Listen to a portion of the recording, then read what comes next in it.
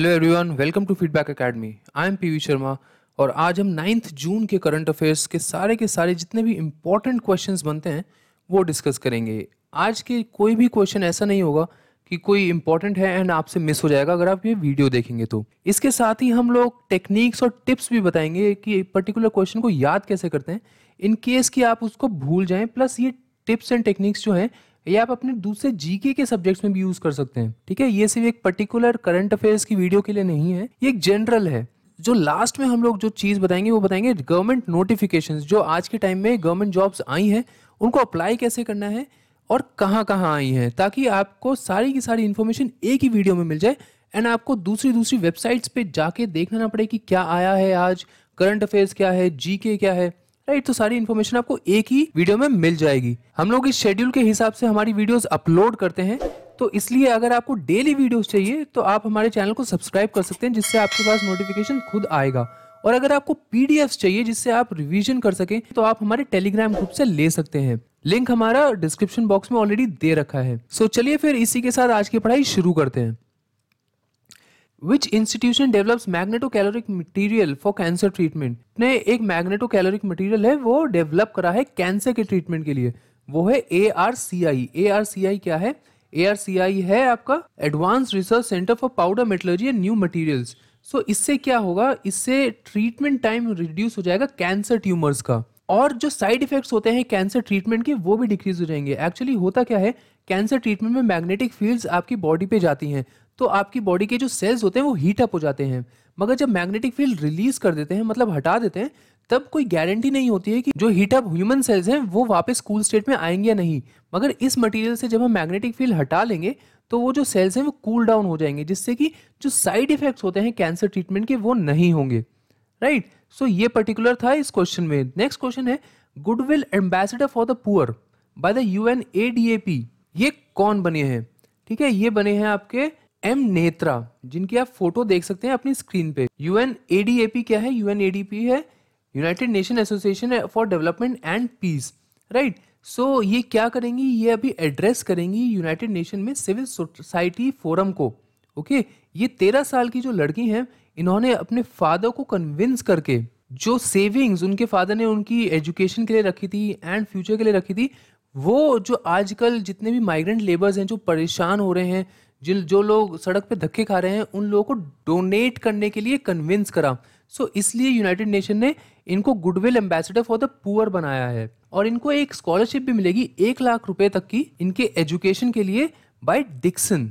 Okay, सो ये 2-3 points हैं जो आपको इस क्वेश्चन में याद करने हैं। सबसे इंपॉर्टेंट है इनका नाम एंड सेकंड है कि कौन सी ऑर्गेनाइजेशन ने इनको गुडविल एम्बेसडर बनाया है, UNADAP। नेक्स्ट क्वेश्चन है who is appointed as the India's next ambassador to Romania. आजकल बहुत सारे अपॉइंटमेंट्स हो रहे हैं, मैं एक सेपरेट वीडियो भी बना दूंगा अपॉइंटमेंट्स पे।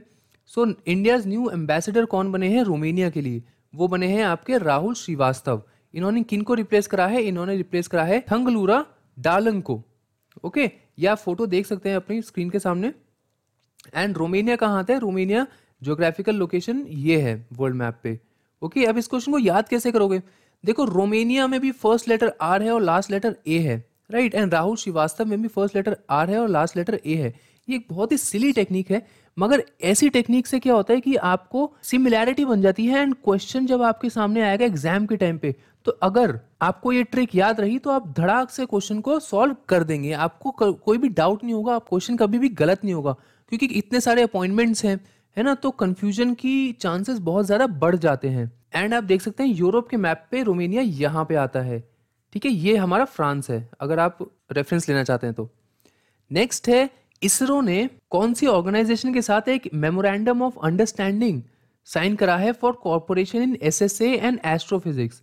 SSA क्या है? Space spiritual awareness. Okay, and astrophysics में वो है ऑर्गेनाइजेशन एरीज। एरीज कौन सी ऑर्गेनाइजेशन है? Aryabhatta research institute of observational sciences.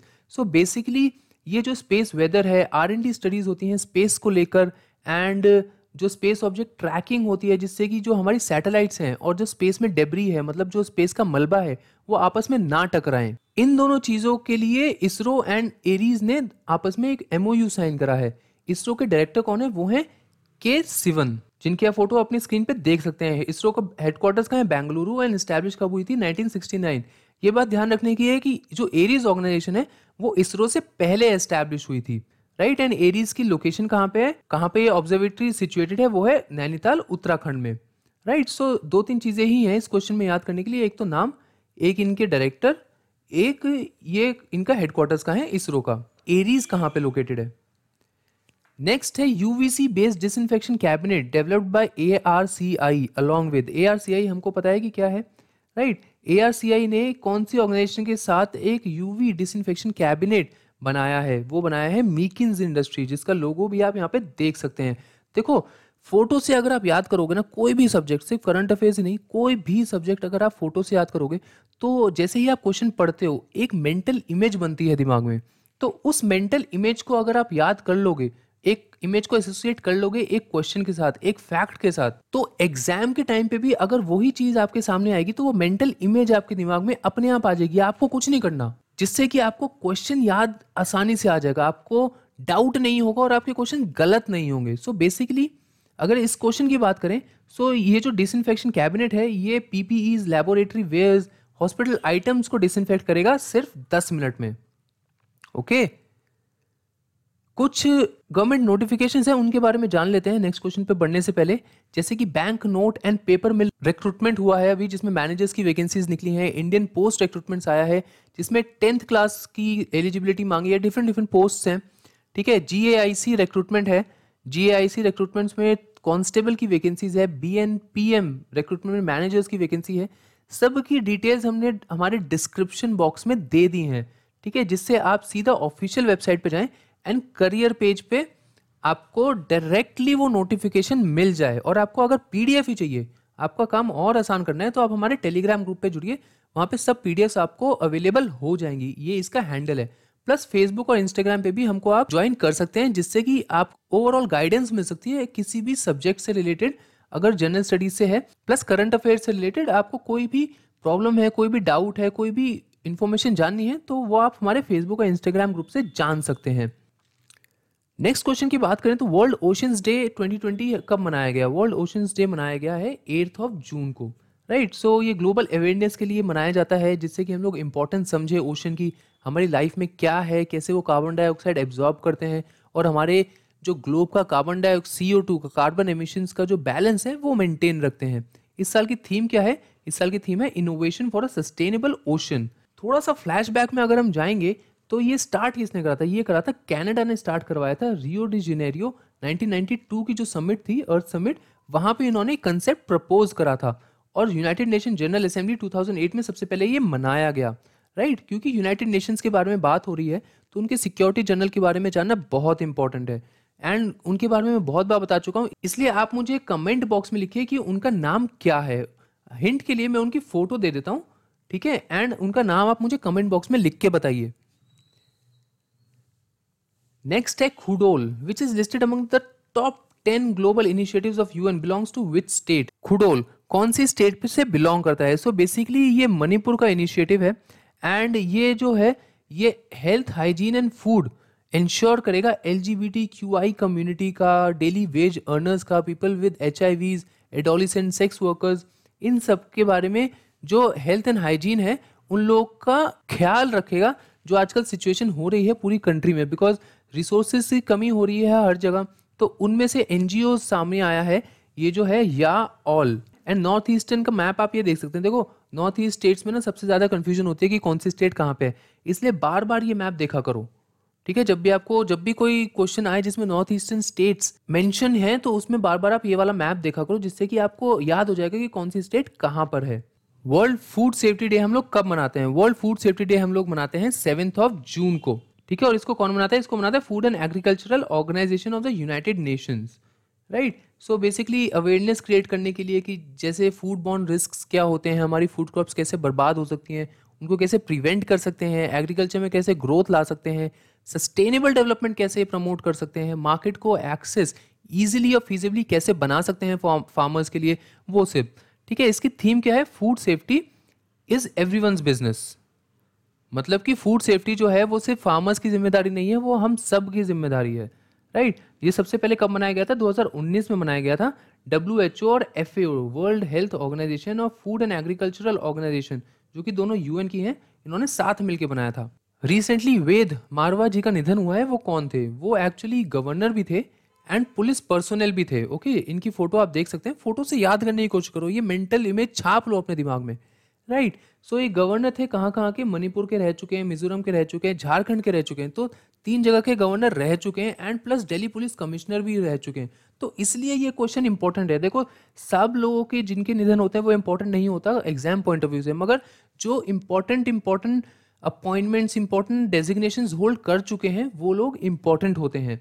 Right. And इन्होंने एक बुक भी लिखी है, uncivil wars, okay, pathology of terrorism in India. Last question है, नबार्ड ने 270 करोड़ रुपए दिए हैं कौन से रूरल बैंक को? एक्चुअली नबार्ड जो है वो बहुत बहुत रूरल बैंक्स हो गए, रूरल एग्रीकल्चरल डेवलपमेंट सोसाइटीज हो गई, उन लोगों को लोन्स दे रहा है ताकि जो अभी इकोनॉमिक क्राइसिस आई है उनसे वो सब बाहर आ सके। नबार्ड क्या है? National Bank for Agriculture and Rural Development. So वो कौन से बैंक को उन्होंने 270 करोड़ रुपए दिए हैं?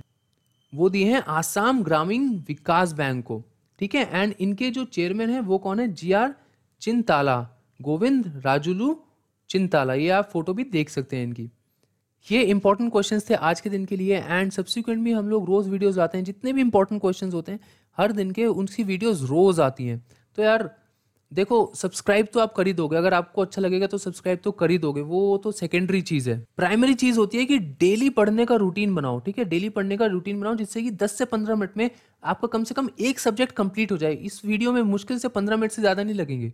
ठीक है, 15 मिनट में अगर आपका एक सब्जेक्ट कंप्लीट हो रहा है, करंट अफेयर्स जो सारे एग्जाम्स में आता है, चाहे UPSC SSC कोई भी एग्जाम हो, सब में आता है। ठीक है, तो इसमें बुराई क्या है? प्लस हम लोग 2 से 3 मिनट की एक रिवीजन वीडियो भी लाते हैं शाम को। तो उसमें क्या होता है, जितने क्वेश्चंस हमने अभी डिटेल में बताए उसमें मैं सिर्फ आपको क्वेश्चन बताऊंगा और आपको आंसर करना होगा अपने आप ही। एंड देन मुझे कमेंट बॉक्स में लिखा होगा कि आपका स्कोर कितना आया आउट ऑफ 10। 15 से 20 मिनट मैक्सिमम में अगर आपका एक सब्जेक्ट कंप्लीट हो रहा है डेली पढ़ने से, तो उसमें नुकसान क्या है? ठीक है, सो अगर आप डेली पढ़ना चाहते हो, अगर आप सीरियस हो, तो आप हमें ज्वाइन कर सकते हो। राइट। एंड अगर वीडियो अच्छी लगी तो लाइक जरूर करना और हमको बताना है कि क्या अच्छा लगे, जिससे हम मोटिवेट हों एंड और अच्छा कंटेंट आपके लिए बना सके। So thank you very much and will see you in the evening and tomorrow morning.